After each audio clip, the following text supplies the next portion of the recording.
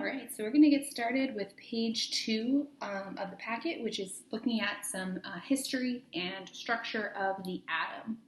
So the first thing, the reason why we're going over the history of the atom is to really talk about big scientific, I want to say principle, but it's really just the idea that in science we're constantly evolving our models of what we think is happening. So scientists develop models to explain the structure and the behavior of atoms. And this model has changed over time. Okay, so models are accepted, rejected, or modified over time to better explain experimental findings.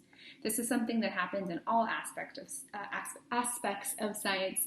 Models are constantly changing and evolving to better fit what we understand about the world. So we're going to first start way back in time, 400 BC, with a scientist, so to speak, named Democritus. He was really a Greek philosopher, not the traditional scientist that we think of now.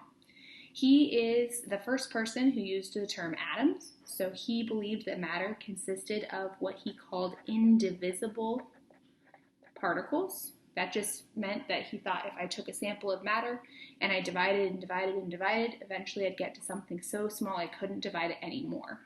And he called this atomos, which in English we call atoms. But he's this first person to coin the term atom. Over in this column, we're going to be kind of thinking about if this is all you knew, what would you draw as the picture?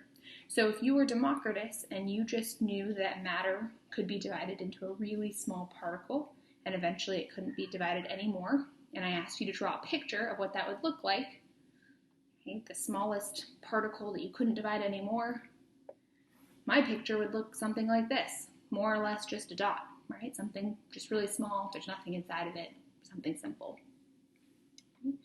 We're going to fast forward, way forward in time, back to the 1800s. And there was a scientist named John Dalton. He did a bunch of experiments, and he came up with 5 postulates. So the first thing that he said is all matter is composed of extremely small particles called atoms. Basically, he just said, I agree with Democritus. There's nothing new there. Okay. The second thing he said is atoms of a given element. So if we talk about the element carbon, and I take a single piece of carbon, that's called an atom. A single piece of carbon that I collect here in Delaware would be the same as a single piece of carbon that somebody, in California or Europe or Asia would collect as well. So he said atoms of a given element are all identical around the world in size, mass, and other properties. I'm going to put a note on here. This was later proven to be false, and we'll talk about this later on in this unit. There's something called isotopes, which means that we can have the same element like carbon, but it can actually have different masses. And some versions of carbon are stable and some are radioactive. So even though it's still carbon, they're not always identical. The next thing that he said is atoms are the smallest particle, so they cannot be subdivided into something smaller. They cannot be created or destroyed. So there's no such thing as, turning straw into gold, like that doesn't happen. This is something else that was also later proven to be false. We now know that atoms can be subdivided. There are smaller particles within atoms. And then elements actually can be created or destroyed in nuclear reactions. So not in everyday normal reactions that you would see occurring in a chemistry lab, but in a nuclear reaction, atoms can change. Number 4 says atoms of different elements combine in simple whole number ratios to form chemical compounds. So just for example, water is H2O. That's 2 hydrogens and 1 oxygen. So this just means I can't have half of a hydrogen combine with 2/3 of an oxygen. Like that doesn't happen. I either have the whole atom reacting or not. And that's still true today. In chemical reactions, atoms are either combined, like in the example of water, we're combining hydrogens and oxygens. They can be separated, So if we had something like water already, we could break it down into hydrogen and oxygen, or just in general, rearranged somehow. And this is still true in a chemical reaction. We're basically just moving puzzle pieces around and combining and moving them around into different groupings. There's something called conservation of mass, which says matter cannot be created or destroyed, just rearranged. And so that's essentially what his fifth postulate says, is that atoms can just be shuffled. From here, if you think about what our picture of the atom would look like, there's a lot of information in here about atoms being identical and the way that they combine. So there's a lot of different pictures we could draw to show those different postulates. But if I just asked you, what would Dalton think that an atom looked like, a single atom? When you look through here, he just said it's a small indivisible particle, right? So our picture, more or less, is still a dot. He might have said two dots can combine, to form a compound, but if I asked him to just draw a single atom, it would still just be a dot. All right, we're going to fast forward 100 years to J.J. Thompson. J.J. Thompson is the first scientist who doesn't think that atoms are the smallest possible particle in the universe. So what J.J. Thompson did is he discovered the first subatomic particle, which is called the electron. Okay. And he discovered that it has a negative charge.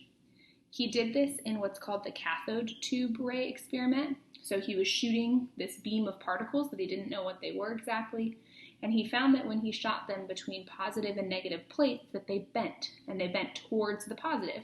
And he knew that opposite charge was attractive, so whatever was in this beam that he was shooting was made of something negative since it was bending towards the positive plate. Okay. So this is the first subatomic particle, the electron, and he ended up drawing a model. So we're going to go ahead and do that first, and then I'll tell you the name. So now for our picture, instead of just drawing a dot, I'm going to draw it bigger so that I can actually see inside of it, because Thompson now knows that inside of the atom there are electrons. So here's my atom, and inside we're going to draw electrons. I'm going to draw them just as little negative signs, because he figured out they were negatively charged. Okay, so we'll just kind of scatter some negatives around there. And this model of the atom that J.J. Thompson came up with is called the plum pudding model.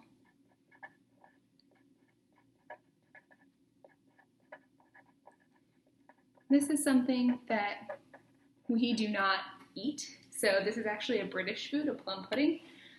Plum pudding is kind of like a fruit cake. So it's like a muffin kind of texture, and then it has a bunch of different fruits like raisins scattered throughout it. And so British people eat that, and they said, oh, this looks like basically a fruit cake, right? In America, we typically look at this and say, this looks like a chocolate chip cookie, right? Little chocolate chips dotted throughout the batter. So J.J. Thompson, again, the first scientist to come up with one of the subatomic particles. The next person is a couple years later, Ernest Rutherford. Ernest Rutherford discovered another subatomic particle. So he discovered the proton. The proton is positively charged. So if you're on the pro side of an argument, you're arguing in favor, so that's positive. He also discovered that protons clump up. They don't scatter throughout the whole atom, but they're clumped together in what is called the nucleus. The nucleus is located in the center of the atom. So he said all these positive protons clump into the nucleus, and this whole nucleus is positively charged. He figured this out from what's called the gold foil experiment. So in the gold foil experiment, that's what this picture is over here, he shot alpha particles, which we'll learn about later in the unit, at a piece of gold foil.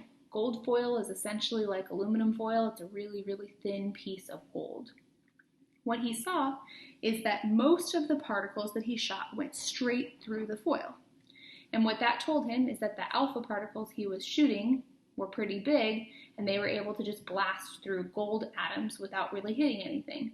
Which made sense because, according to Thomson's model, these electrons were scattered throughout the atom, but electrons were really, really tiny. And so when Rutherford was shooting alpha particles through, he just said there's a lot of empty space, and that's what the alpha particles are going through, this empty space.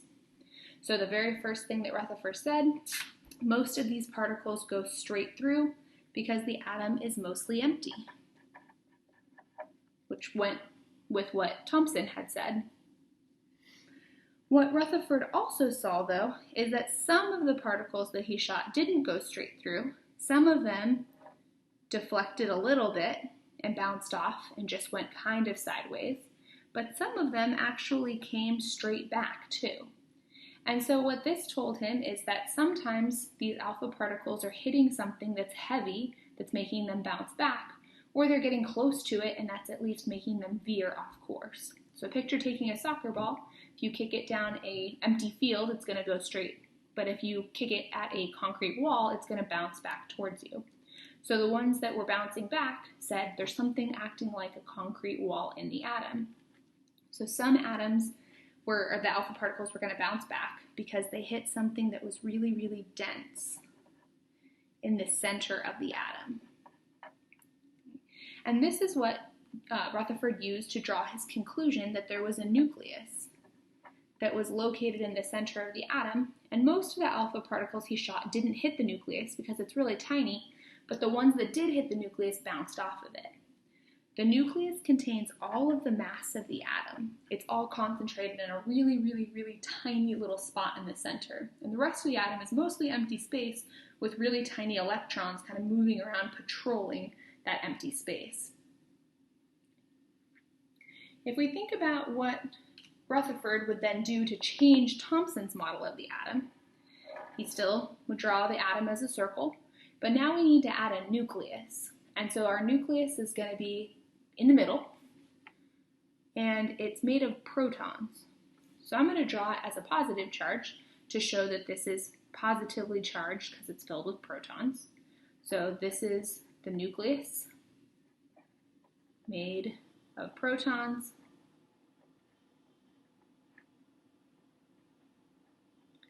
And located in the center. And then there's still electrons. That's still true. So he kind of scattered some of those around the outside. And again, most of the atom is still empty space, not anything there. All right, moving on, I put the last two people a little bit out of order, and that's because James Chadwick was a student of Rutherford, so he was continuing on with the same type of research, and he discovered the third subatomic particle, which is called the neutron. And the neutron is neutral, which means it has no charge. So we already said the proton was positive, the electron is negative, and then the neutron has no charge. Chadwick figured this out by bombarding beryllium with alpha particles, and he found highly energetic neutral particles were emitted as a result. And this told him that there was the presence of neutrons with a mass equal to that of a proton. So neutron, same mass as a proton, but it's not positively charged. He found out that this was located inside of the nucleus as well, because he was hitting the nucleus with those alpha particles.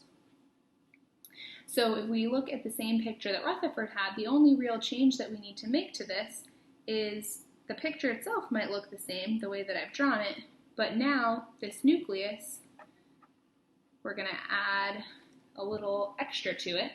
The nucleus is still positively charged, but now Chadwick says that it's made of protons, yes, and neutrons. So I ran out of space, and neutrons got abbreviated there. At this point, scientists know about the three subatomic particles, protons, neutrons, and electrons. So I'm just going to add a little note over here. These scientists, these three, discovered the three subatomic particles. And what subatomic means, atomic means atom, and then sub, if you picture a submarine, that goes within the ocean. So subatomic mean within the atom. So these are the three scientists who discovered those. That was the electron, which is negatively charged, the proton, which is positively charged, and the neutron, which doesn't have a charge. So I'm just going to abbreviate those as E negative, P positive, and N with a 0 next to it so I remember the charges. One last scientist on here, Niels Bohr. We'll talk about him more in the next unit. Niels Bohr proposed that electrons weren't randomly scattered throughout the atom, the way that Thompson had originally drawn.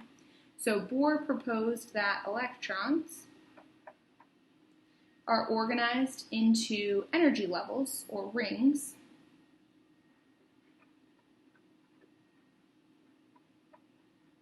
so energy levels, which we'll draw as rings, that circle the nucleus and have different energy levels, right? Those are those rings. Electrons have to be on one of the rings, which are